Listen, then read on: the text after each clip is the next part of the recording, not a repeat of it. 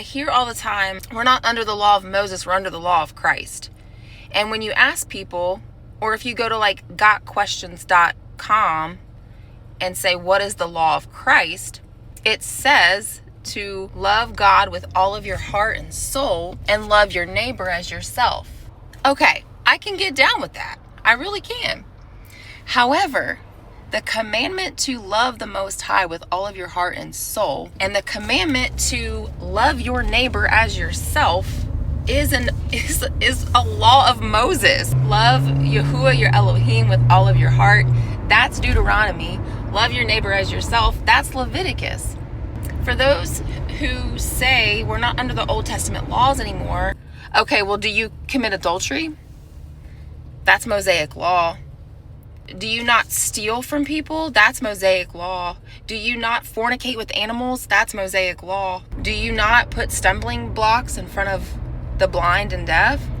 That's Mosaic law. Do you honor your parents? That's Mosaic law. Further than that, he says the greatest commandment is to listen first, love God with all of your heart, and love your neighbor as yourself. He says, on those two commandments hang all of the Torah. You can summarize all the commandments under one of those two things. And when he's quoting love Yahuwah, love God with all of your heart, and love your neighbor, he's quoting from the Old Testament. He's not giving us a new commandment of love. That was already given written by Moses. By default, when you say we're not under those Old Testament laws anymore, you are telling people that it's okay to commit bestiality. You're telling people now it's okay to steal and kidnap and lie and commit adultery and disrespect your mother and father. Because that's Old Testament law. That's Torah. What do you obey then?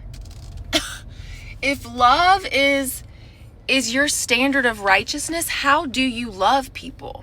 What's your definition of love? Because our Messiah told us, if you love me, keep my commandments. So please tell me where I'm confused when that's the definition of love. I don't get it. And then he says, abide in me. He says that if we abide in him, we'll keep the commandments, just as he abides in the Father and keeps his commandments. So, yeah. I think there's some things that we need to reconcile, and I'm just asking honest questions that I'm expecting biblical answers for.